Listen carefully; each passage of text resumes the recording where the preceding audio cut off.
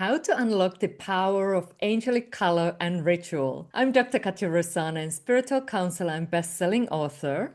And today I'm joined by John Mothershead, who is the creator of Angel Party Tarot and the Angel Party 365 workbooks and the Color Your Spirit series. As an intuitive artist and angel coach, he has supported thousands of clients in connecting with their higher guidance and inner wisdom. His approach is grounded, heartfelt, and always infused with a little bit of magic. So, welcome, John. It's so great to have you here today. Thank you for having me. I'm so honored to share the space with you. Today, you'll be guiding us into the world of spiritual color and how we can deepen our connection to self intuition and meaningful guidance. So, I am super excited about this, and I know your beautiful work with angels and colors. So, I love hearing more. And you also promised to share some simple practices that we can incorporate into our daily life. And that sounds super good. I love practical and simple. It's a couple of my favorite words. So I just want to invite you to start sharing your magic. Awesome. Well, thank you. Well, you mentioned the word grounded, and I feel like that is appropriate because the way I'm going to approach this today is I'm going to share three simple stories that hopefully everyone can relate to, and then through those stories, we will unlock the magic of color and angels. So, thank you all for sharing this sacred space with me, and I'm excited to jump into my first my first slide here. So, first of all, I want to make it very clear that everyone already speaks in the language of color. So, I'm in the United States. So here we have some sayings like the red flag, which is a warning sign or a danger sign. We have the term going green, which is about being eco-conscious. And feeling blue means that you're sad or low energy. So I know many of you are from all around the world, but I'm sure your regions also have slogans or sayings that are related to color. So all I want to teach you today is that we can actually expand that meaning into something deeper and more spiritual. So for my first story, this is baby John here. I think he's adorable. And if you look really closely, you'll see that he's got kind of pointy ears. And now I can look at him and I can think of how adorable and lovable he was. But at the time, during my childhood, being born with those little pointy ears, I was really ruthlessly picked on in school. So kids would shout at me and call me alien boy, and I would come home crying and just absolutely devastated. And my parents and my family would tell me how gorgeous and beautiful I was and how lovable I was, but I always felt insufficient and just like an other. And by the time I was had graduated kindergarten, I came home crying one day and I just begged my mom to fix me. And when she asked what I needed for my or what I wanted for my birthday, she I exclaimed that I wanted my ears fixed. And even though I didn't really understand how complicated that ask was. My parents somehow made it happen. Now, we were lower middle class family with three kids. We lived paycheck to paycheck, so I don't really know how they made that miracle happen. But when I walked into first grade, I had successfully completed plastic surgery on my ears, and I walked in confidently, feeling like I would never be touched again. I felt absolutely invincible. Now, sadly, that shield and that confidence really only lasted a couple days. Even though kids could no longer pick on me for my ears, They started picking on me for other things like my mannerisms or my voice. And honestly, I started picking on myself too. As I grew into my teens and my young adults, I was my biggest critic. I would shame myself for my nose or for my teeth or for my belly or my body hair. I was ruthless to myself. And I think most people can relate to that really when we look in the mirror we often and too often don't see the beauty of ourselves, but we instead nitpick on the smallest little imperfections. Now, ironically, when I share this story, I always have to share that in my adulthood, I'm a out gay man, and I've had many boyfriends who are they play video games, and in America we call them gamers, and my gamer boyfriends would always be so mad that I had chopped my beautiful ears off because they play Zelda, and to them they thought that that would have been so attractive. So it's so ironic that this feature that so many would have thought were beautiful, I had chopped off, literally. So now I really embrace the power of mirror work. I look into my own eyes with kindness instead of criticism, and I invite you to do the same. We are capable of replacing our self criticism with positive affirmation and loving words. And we are also really, really encouraged to surround ourselves with people who support us and uplift us. I feel blessed to have that in my life right now, and I really hope that you take this invitation of this speech today to to start seeking this out for yourself as well. Because as my shirt says, you are enough, you are worthy, and you are absolutely radiant, beautiful, and lovable just as you are. Now, what the heck does any of this have to do with color? Well, if only I had known in the time of that insecurity that the color rose was available. Now, rose is the color of compassion. It softens the inner critic. It reminds us that we're already enough.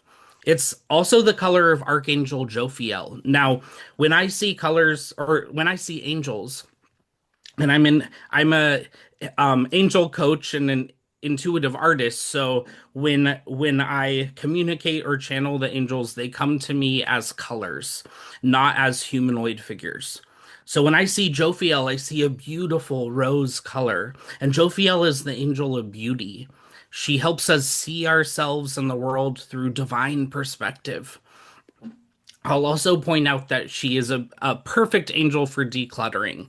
So if you are surrounded by a lot of color, then I would encourage you to work with the color rose and to work with Jophiel in clearing some of that space to make room for something more beautiful and new.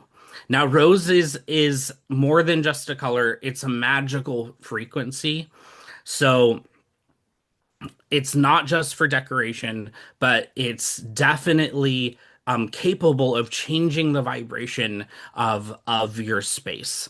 So here are some simple ways to work with the color rose that you can just go hop in front of the mirror or create some sacred space for yourself and get started right away. So the first is mirror work. I would encourage you to look into the mirror, to make eye contact with yourself, and to lovingly say aloud, I am worthy. I am radiant. I am enough. For some, mirror work can be uncomfortable. So if you are practicing mirror work, I would say give yourself grace. The more you do it, the more you repeat it, the more comfortable it becomes. Another beautiful way to work with the color rose is to put your hand on your heart and to just visualize yourself breathing in the energy of rose. So often when I'm being critical of myself, I can just close my eyes, take a deep breath, and the rose color that I'm envisioning will ease the tension in my mind.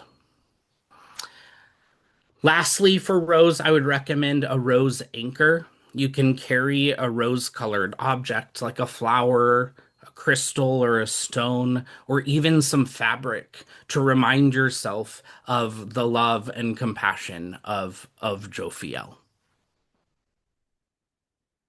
So now I'm gonna jump into my second story. So I am blessed to travel the world, and I travel for work and for pleasure all the time. But this summer I actually had the absolute blessing of traveling with my family. Now, I have two sisters, my parents, and nieces and nephews. So there are 10 of us all together. And we decided to take my mom on a bucket list trip to Portugal. Now, we are a big, boisterous Portuguese family, so we grew up Catholic, and for most Portuguese Catholics, visiting Fatima is an absolute bucket list experience, and something that we really like spend our whole lives dreaming of taking this sacred pilgrimage. So we we traveled all together, and we stepped foot into the sacred space of Fatima. And honestly, it was amazing to see my mother's dream coming true. Not only that she had stepped foot into this sacred space and has fulfilled a lifelong dream, but that she was doing it with the people that she loved most. So we were praying. We actually had the blessing of attending Mass. We took the Eucharist. We just stood there in awe as my mom was crying and could not even control her emotions.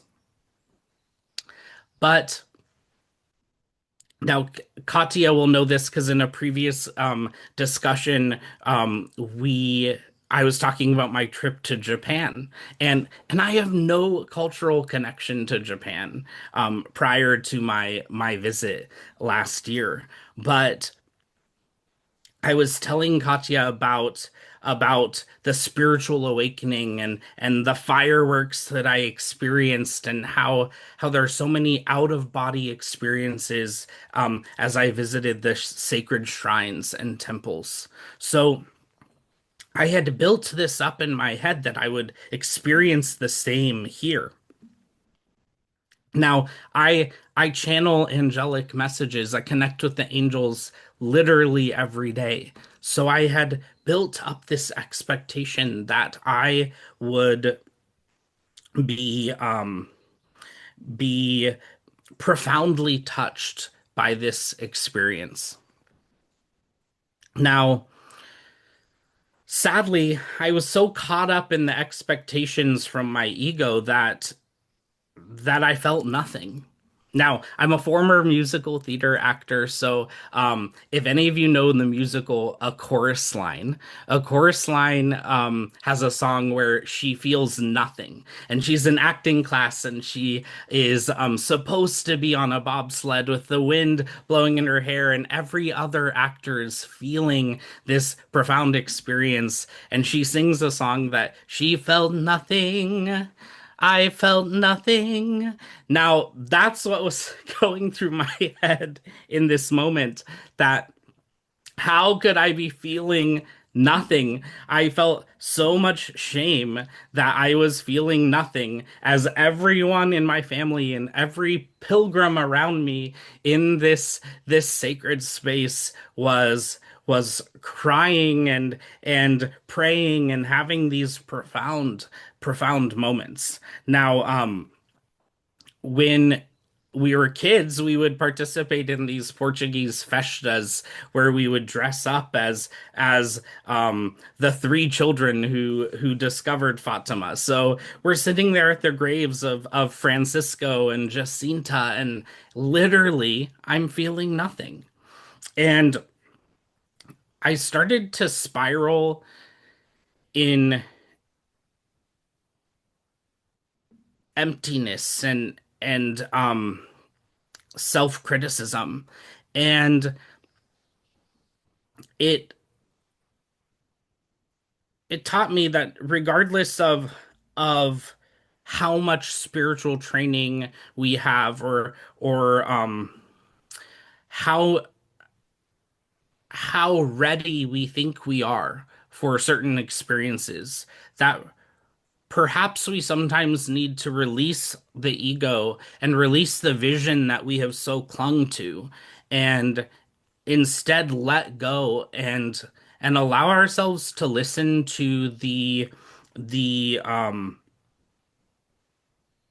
the emptiness or the unknown that that surrounds us. And in that unknown is possibility. So as I experienced that shift, I allowed myself to give in to the sacred silence.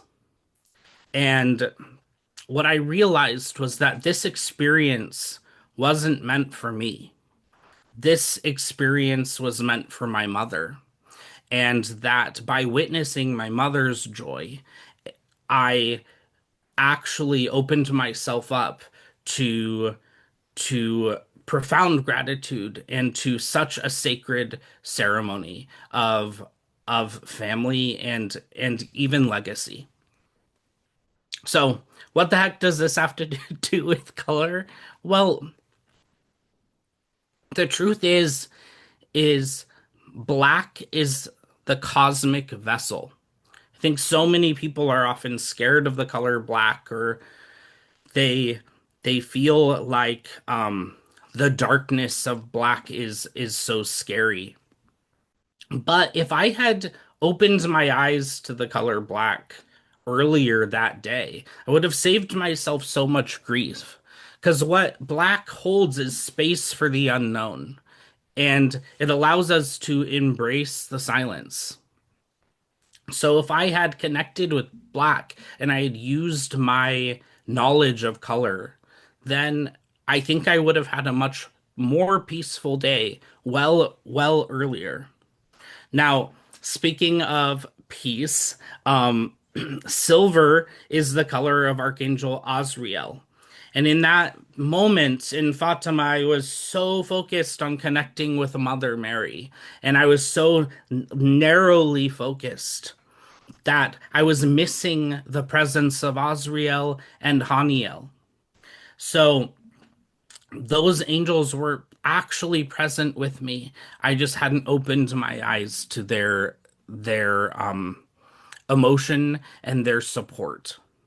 Now, Azrael comforts us when expectations dissolve, soothes us in transitions, and guides us into release. So, what I was being called on in that moment, where this black and this silver energy was present, was to release my ego and to release my expectations and to allow myself to observe the beauty and sacred experiences that were surrounding me.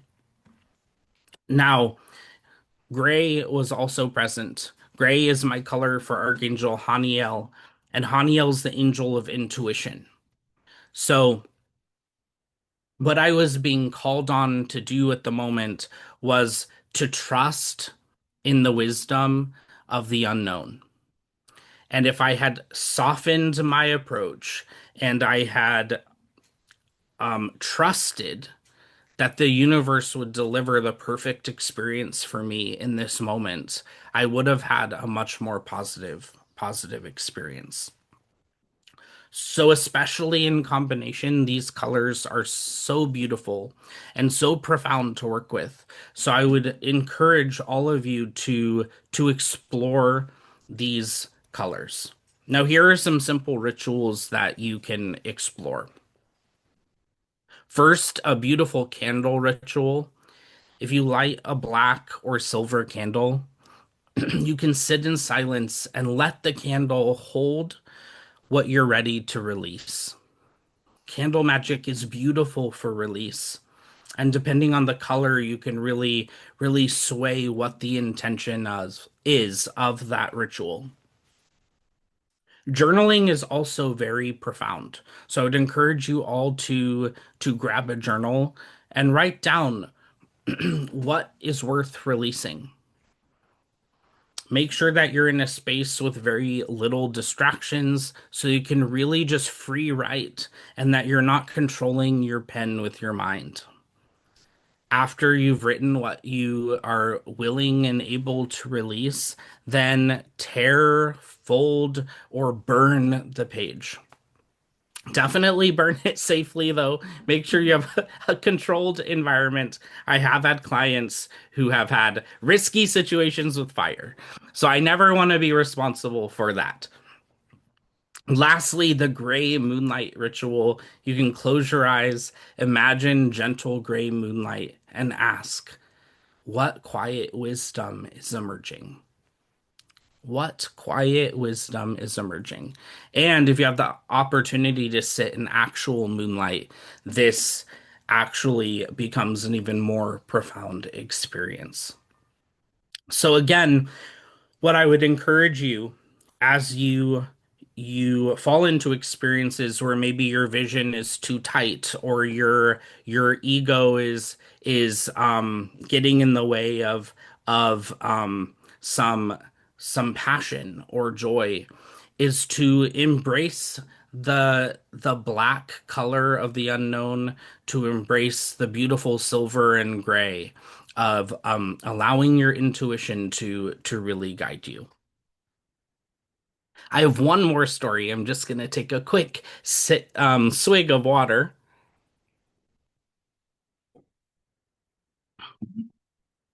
Now, this picture is my father. I absolutely adore my father. But when I was growing up, I actually had a lot of tension with him. Now, he was a football player and a football coach, and he was kind of like a man's man.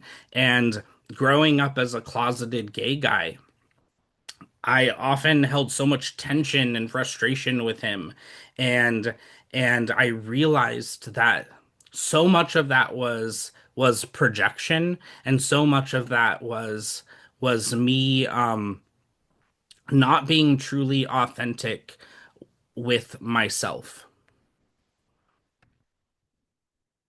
So, for this last story, I'm going to take us back to Portugal because it was just such an amazing trip. Now, I mentioned that there were 10 of us traveling together, but we were on this amazing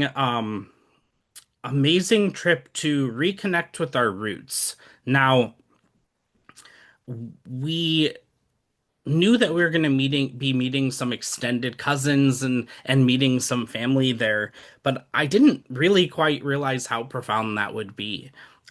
Meeting with a cousin that we've literally never met. We have lived worlds apart. I was looking at my mother and my cousin, and they had the same voice and the same mannerisms. And when they shared stories, they both lit up in the same vibrant way. And it was crazy to me how you could have never met someone in your entire life, but they could feel so close. Now, when we're experiencing these beautiful beautiful moments and there were so many of them, we also kind of had to realize that the logistics of traveling with 10 people of varying ages and physical abilities is challenging. And there were so many moments that we were just getting so frustrated with each other. So we would have these beautiful moments where we're crying and hugging our family and we're eating beautiful, amazing meals. And then we'd be tearing each other's heads off, yelling at each other and feeling so frustrated because we missed a flight, or we took too long to leave the house and the Uber left, so we missed the Uber, or we got to a destination too late, so it had closed. And as we practiced the resilience of travel, we realized that we needed to be patient with each other. But what I thought was so beautiful, and what was such a magical moment of integration for me, was that almost every time I found that anger, frustration boiling up within me, when I opened my eyes and I looked up, I would see a rainbow. And that rainbow to me reminded me to snap out of it, to remember what matters most, and to be present in this moment. Now, rainbows are magical. I think so many of us think of rainbows when we ask the universe for a sign, or when we want to be sure that everything is going to be okay. So that rainbow reminded me every time, without fail, that the angels have my back and that I am called on to be flexible in those moments. And we had so many challenging times through passport control in the Lisbon airport, which if any of you have experienced, then you probably can relate to that. If you have not done passport control in the Lisbon airport, I'm giving you a hot tip right now. Show up very early and have a lot of patience. But for every frustration, again, I would look up, there would be a rainbow present, and it would remind me that everything is going to be okay. Now, fresh fresh off the plane when we traveled home, and it was a very, very long flight. We had less than 24 hours to recover before the local pride parade. Now, I've never marched in a pride parade, and as a local political activist, I was invited to actually show up and be in the parade. And I honestly thought my family would be too tired to show up. We had just done all of this travel. We were gone for literally the whole month of June. So everyone was exhausted, and our bodies were hurting. So I thought I was going to show up and be all alone.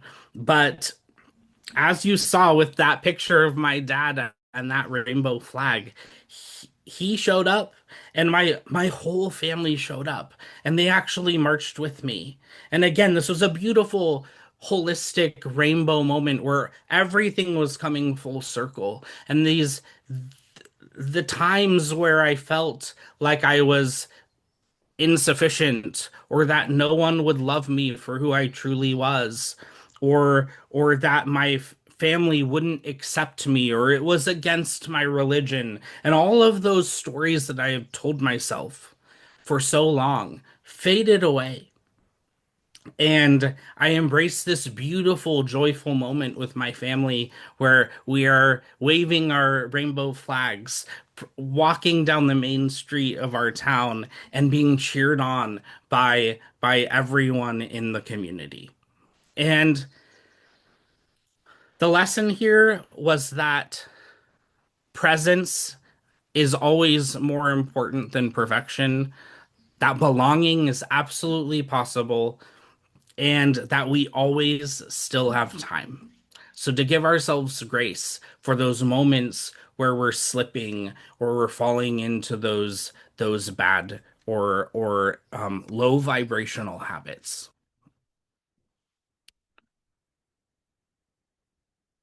So this story is the most obviously about color, but I want to remind you that rainbows are about wholeness.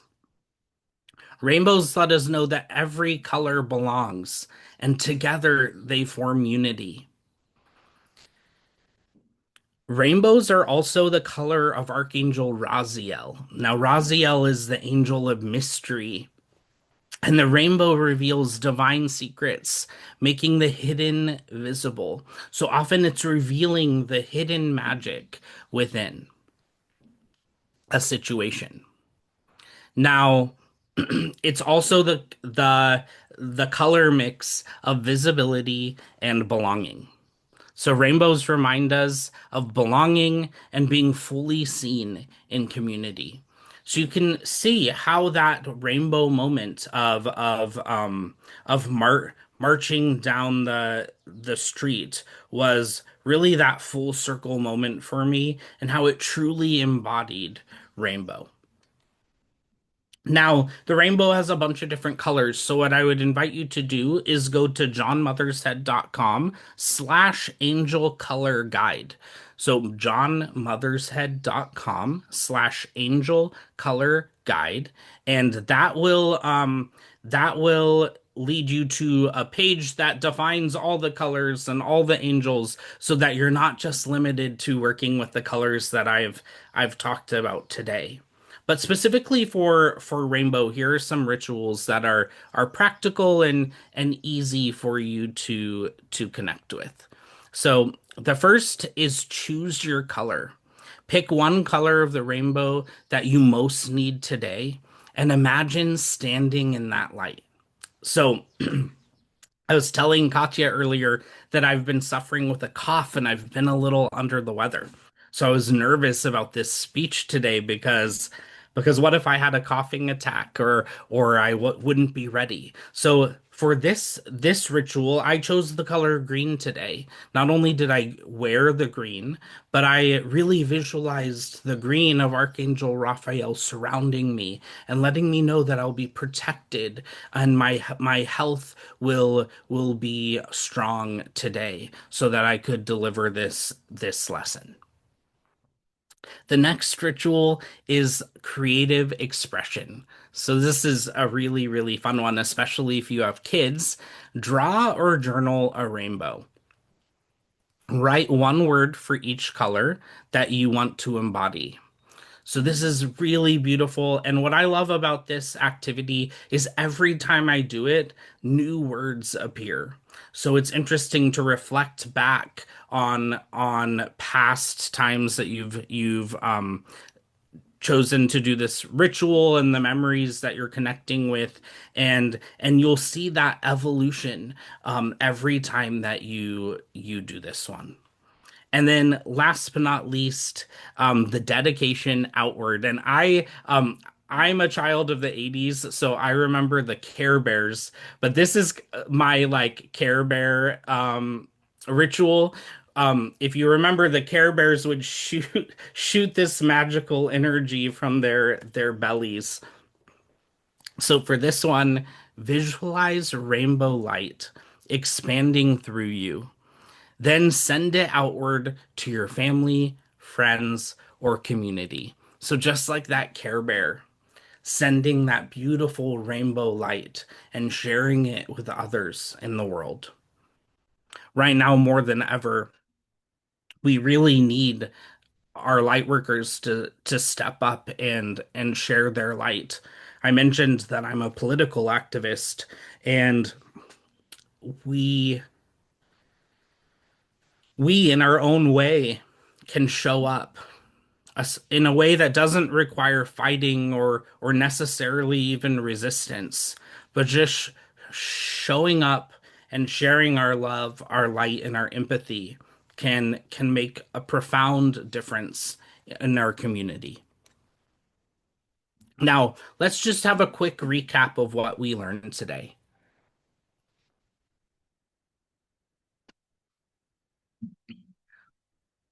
Rose is the color of Jophiel, and it represents self-love. And remember, compassion begins with how we see ourselves. RuPaul will say, if you can't love yourself, how the heck are you going to love anyone else? Now, that's true. So remember, if you're having self-confidence issues, that rose is the perfect color for you to connect with and to surround yourself with. And I'll also note that the smell of a color can also help. So surround yourself with rose scents or take a rose bath. There are different ways that you can connect with that energy of self-love and self-acceptance. Black, silver, and gray are connected with Osriel and Haniel. And remember, those were the angels that were encouraging us to embrace the sacred silence. Stillness, release, and trust guide us. So we don't always have to be taking action or manifesting our perfect vision or controlling tightly our success. Sometimes when we let go and we trust in the beauty of the universe, the magic that's revealed is even more profound than we could ever envision.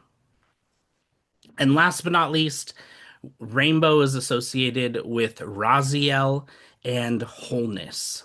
So belonging and visibility come from living in full spectrum.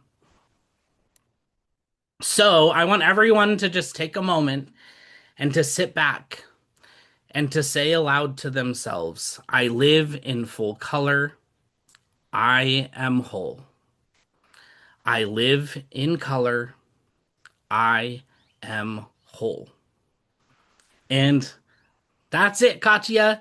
I hope I hope that that was a beautiful introduction of colors and angels for your guests.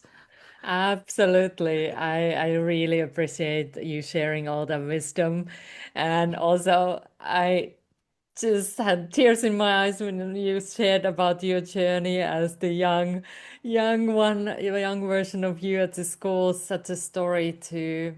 So many of us have gone through hard times, and we are now here sharing our gifts. We are the Care Bears, sharing our light and supporting the awakening here. Yeah, And so many of these spiritual tools I wish we had as children, but it's so funny, even as adults, we're so hard on ourselves and we hold yeah. ourselves to such an unattainable standard. So just remembering that we can shift our focus to the beauty of color and connect to the energy of the angels, and that often reminds us of how truly perfect we really are. Oh, that's such a powerful message.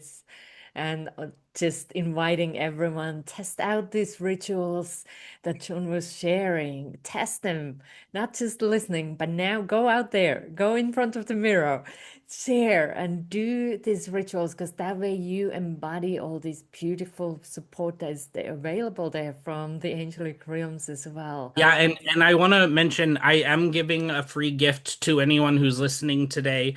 You can go to johnmothershead.com, and I have monthly groups that I host online virtually on Zoom. So with the promo code growth. So promo code growth will actually get anyone listening today a free angel party, so they can come to one of my events for free. And even if they're nervous to kind of to try some of these rituals on their own, I always invite those rituals on Zoom, and there's a beautiful support group of and community that they can find the confidence to guide them. Love it, because yes, we are not alone on this journey, even though it might feel that way sometimes. So join the party, go to the angel party. That is so amazing. Thank you for the gift, and thank you for all the value that you shared today, John. Well, thank you for creating this space for us and sharing your light.